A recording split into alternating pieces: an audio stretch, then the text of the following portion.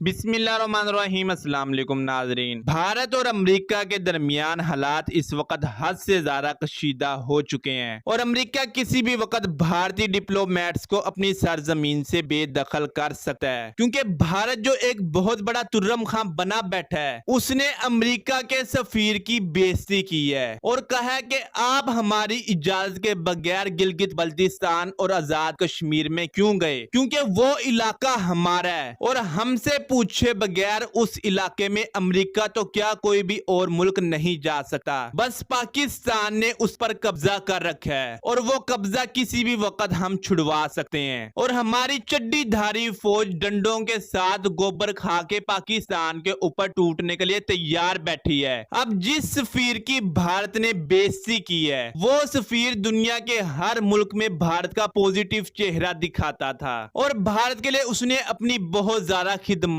سر انجام دی، لیکن کیونکہ بھارت ایک احسان فراموش اور دہشت گرد ملک ہے، اس لیے وہ کسی بھی چھوٹے موٹے ایشو کو بہت بڑا سمجھتا ہے اور بھارتی میڈیا اس ایشو کو لے کر حال دوائی مچا دیتا ہے۔ خیر، اس ڈرامے کے بعد امریکہ اور پاکستان کے درمیان ایک بار پھر حالات ٹھیک ہونا شروع ہو گئے ہیں اور کسی بھی وقت شاہ جی امریکہ کا وزٹ کر سکتے ہیں، کیونکہ شاہ جی کو امریکہ کی جانب سے انویٹیشن کارڈ ریسیو ہو چکا ہے اور کہا جاتا ہے کہ اس دورے کے دوران شاہ جی امریکہ کے آگے اپنے F-16 فائٹر جیٹس کو اپ گریڈ کرنے کا معاملہ رکھیں گے اور بہت زیادہ چانس اس چیز کے نظر آ رہے ہیں کہ اس بار امریکہ پاکستان کے F-16 فائٹر جیٹس کو اپ گریڈ کرنے کی حامی بھر لے گا اور پاکستان کو وہ اکوپمنٹ فراہم کر دے گا جن کے ذریعے پاکستان اپنے F-16 فائٹر جیٹس کو اپ گریڈ کرے گا یا ترکی سے کروائے گا اور کہا جاتا ہے کہ پاکستان کو اس بار اپنے F-16 فائٹر جیٹس کے کوڈز بھی مل جائیں گے اور اگر ایسا ہو گیا تو یہ پاکستان ایئر فورس کے لیے ایک بہت اچھی خبر ہوگی، کیونکہ F-16 فائٹر جیٹ کے اپ گریڈ ہونے کے بعد پاکستان ایئر فورس کے پاس جتنے بھی 4 جنریشن کے فائٹر جیٹس موجود ہیں وہ تمام کے تمام ایسا ریڈار سے لیس ہو جائیں گے۔ فی الوقت پاکستان کے پاس 4 جنریشن کے صرف 2 ایئر کرافٹس ہی موجود ہیں، جن میں پاکستان کے GF-17 تھنڈر بلاک 2 اور F-16 فائٹر جیٹس شامل ہیں۔ GF-17 تھنڈر بلاک 2 کو تو GF-17 تھنڈر بلاک 3 سٹینڈرڈ پر اپ گریڈ کیا جانا شروع ہو چکا ہے، لیکن F-16 فائٹر جیٹس کا معاملہ اب تک پھنسا ہوا تھا۔ اگر F-16 فائٹر جیٹ بھی آنے والے وقت میں اپ گریڈ ہو گئے اور یہ جتنی بھی خبریں نکل کر سامنے آ رہی ہیں ان پر عمل درآمد ہو گیا تو اس کے بعد پاکستان ایئر فورس کے پاس تمام کے تمام 4 generation fighter jets 4.5 generation fighter jets پر کنورٹ ہو جائیں گے، جس سے آپ یہ کہہ سکتے ہیں کہ پاکستان ایئر فورس کی طاقت میں تقریباً 2 گنا اضافہ ہو جائے گا۔ لیکن ہمیں اس بار چاہیے کہ ہم امریکہ کے ساتھ اس بار تعلقات صرف اپنے مفادات تک ہی رکھیں، ان کے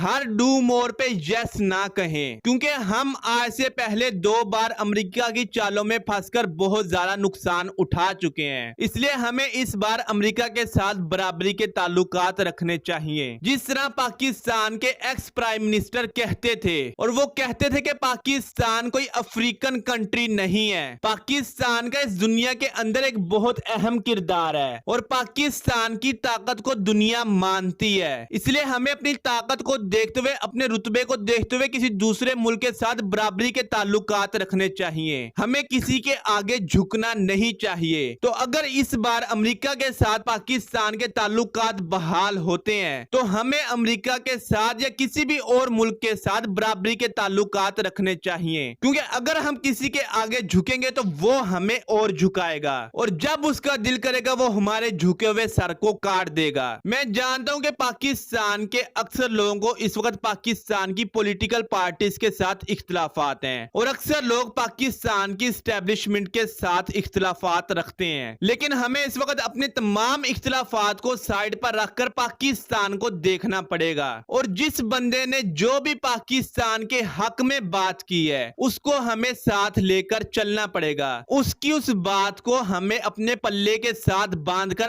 آگے چلنا پڑے گا۔ تو چاہے پھر وہ ایوب خان کی بات ہے یا پھر ضیاء کی بات ہے یا پھر ذوالفقار علی بھٹو کی بات ہے یا محترمہ بے نظیر کی بات ہے یا پھر چاہے وہ نواز شریف کی بات ہے یا عمران خان کی بات ہے، جس نے جو بات پاکستان کے حق میں کہی ہے ہمیں ان کی باتوں کو دیکھنا پڑے گا اور اپنی آنکھیں کھولنی پڑیں گی کی اور ہمیں سب کچھ بھول کر اس پاکستان کو لے کر آگے چلنا پڑے گا، کیونکہ یہ سرزمین ہماری ہے اور ہم ہی حقیقتاً اس سرزمین کے مالک ہیں، اور ہم نے اللہ کی مرضی سے اس پاکستان کو بنایا تھا، اور اگر اللہ کی مرضی ہوئی تو ہم اس پاکستان کو لے کر آگے چلیں گے۔ خیر اللہ اس پاک سرزمین پر اپنی برکتوں کو نازل فرمائے اور اس پاک سرزمین پر رہنے والے لوگوں کی مشکلات کو آسان فرمائے۔ ملتے ہیں اگلی ویڈیو میں، تب تک کے لیے اللہ حافظ۔